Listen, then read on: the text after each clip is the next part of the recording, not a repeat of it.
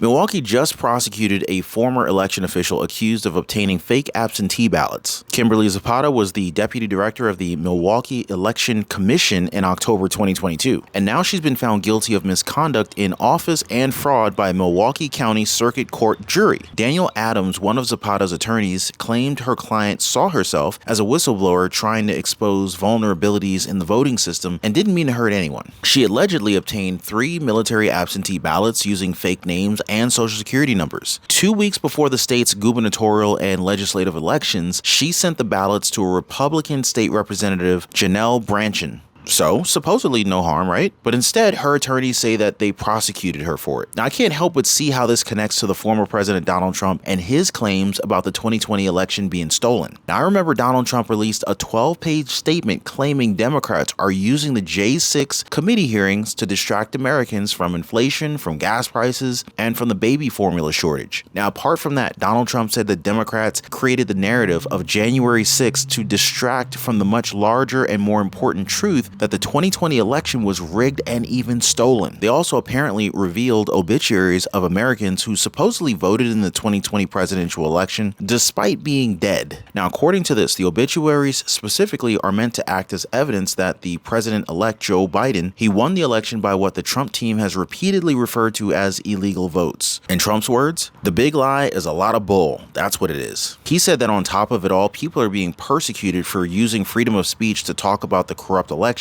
but more and more information is coming out, and it's coming out far worse than anyone ever thought it could be. Now, this is probably why he declined to guarantee that he would accept the results of the November 5th election, saying that he would only do so if everything was on the up and up. In Trump's words, if everything's honest, he'll gladly accept the results. He doesn't change on that. Then again, according to Donald Trump, if it's not, you have to fight for what's right for the country. Things are definitely getting heated as we race toward the presidential election for this November, guys. They say that this is the most important election of our lives, so make sure you stay tuned in as we look into these news about voter fraud and Donald Trump's take on the matter. You guys ready for this? Okay, let's go ahead and dive right in. So first, just a quick lowdown on the guilty verdict against former deputy director at the Milwaukee Commission for what they're saying is misconduct in office and fraud. Check it out for yourself, guys. We, the jury, find the defendant, Kimberly Zapata, guilty of count 1 misconduct in public office as charged in the information. Dated. Now, there was no emotion from Zapata when that verdict was read, and she never testified during the 3-day trial. The former Milwaukee County elections worker admitted she ordered fake ballots to prove flaws in the election system. She says she never wanted them processed. Closing arguments wrapped up this morning, and the prosecutor said Zapata used her position to commit fraud, while her defense attorney said she just wanted to expose loopholes in the election system. She was a whistleblower.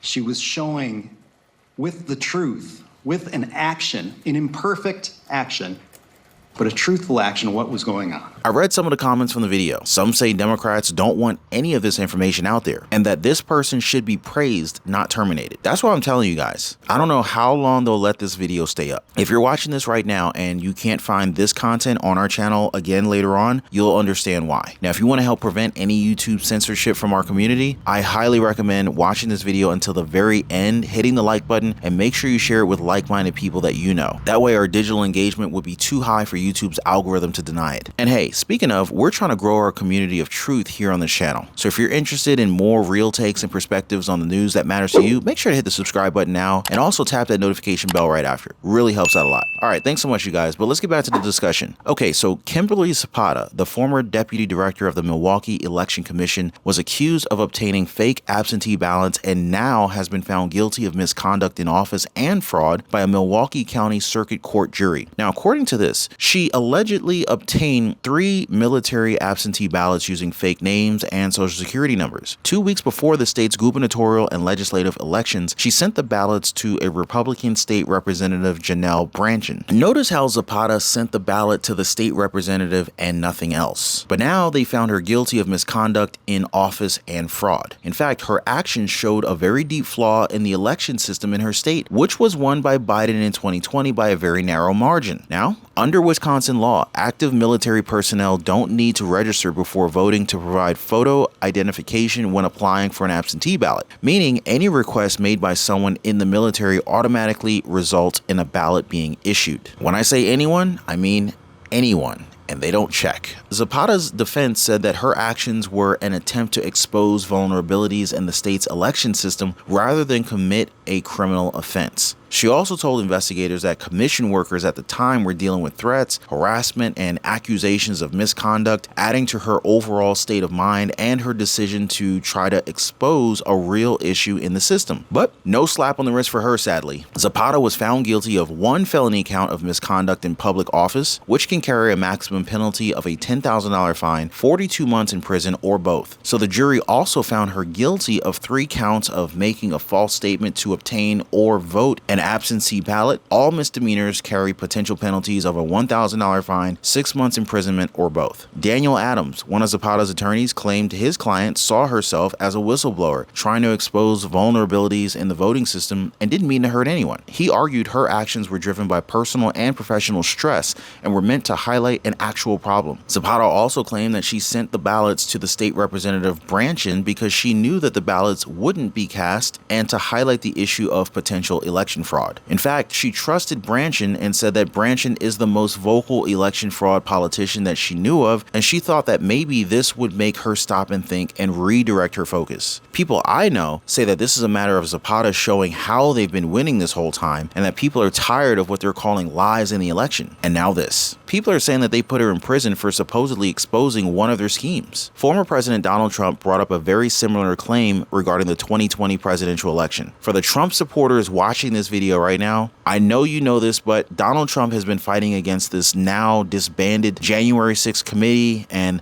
saying that the 2020 election was rigged and stolen. Now, at the time the January 6th hearings were being held, former President Donald Trump released a 12-page statement claiming Democrats created the narrative of January 6th to detract from the much larger and more important truth that the 2020 election was rigged and stolen. He also said Democrats used the House committee hearings to distract Americans from ongoing issues like inflation, gas prices, supply chain holdups, border control, and the baby formula shortage. Now, I know that this was during the time of the January 6th committee hearings, but Donald Trump's words seem to eerily fit the current times as well. He said that America is crumbling and Democrats have no solutions. People are desperate. Rather than solving problems, Democrats are rehashing history in hopes of changing the narrative. This is why Trump is saying our nation has no hope of change for the better under the Democratic leadership. What do you guys think? As for the January 6th movement, Trump said that the truth is that Americans showed up in Washington, D.C. in massive numbers, but seldom revealed by the press on January 6, 2021 to hold their elected officials accountable for the obvious signs of criminal activity throughout the election. He also detailed alleged instances of voter fraud and ballot corruption. Trump questioned why several states where he held a narrow early lead took additional days to count ballots and claimed it was because they needed additional time to traffic the ballots and manipulate the outcome of the election to give Biden more votes. At one point, they planned Trump campaign-style rallies where he was going to reveal obituaries of Americans who supposedly voted in the 2020 presidential election despite being deceased. The obituaries specifically are meant to act as evidence that President-elect Joe Biden won the election by what the Trump team has repeatedly referred to as illegal votes. Now, this last part for Donald Trump's statement is the most interesting part. So Trump closed his 12-page response by stating that the January 6th investigation is just an attempt to stop him from running for president in 2024. As if predicting the 91 felony counts that they're bringing up against him now, Trump said back then that this is merely an attempt to stop a man that is leading in every poll against Republicans and Democrats by wide margins from running again for the presidency. Now, if we go ahead and fast forward to 2024's presidential election, here we are with Donald Trump facing 91 felony counts across 4 states. And the former commander-in-chief doesn't seem to be flinching one bit. In fact, a recent Wisconsin interview, Donald Trump again declined to guarantee that he would accept the results of the November 5th election,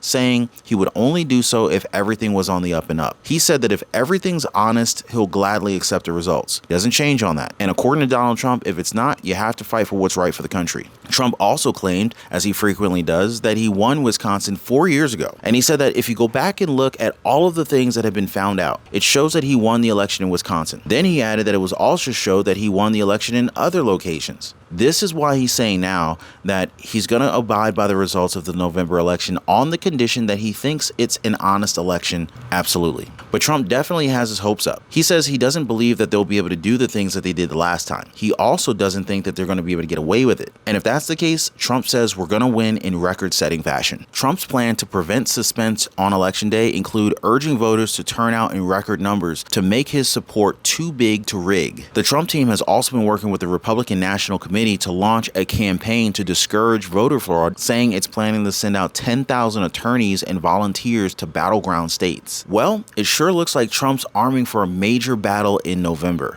I just hope that it'll be a peaceful election and that we'll have a smooth transition of power once the results are out, no matter how they turn out. But you know, guys, we have to be vigilant. This is probably going to be the most important election of our lives, guys. Make sure you do not miss a moment of it. That's why I recommend subscribing to the channel and tapping that notification bell for more of our important election updates. But let me know your thoughts, guys. Do you have doubts about what happened with the 2020 election? Drop a quick yes or no in the comments down below. I'll make sure to read all of these comments before our next video. And as always, thank you so much for watching, and a double thanks for sharing these videos on Facebook and Twitter. I'll see you on the next one.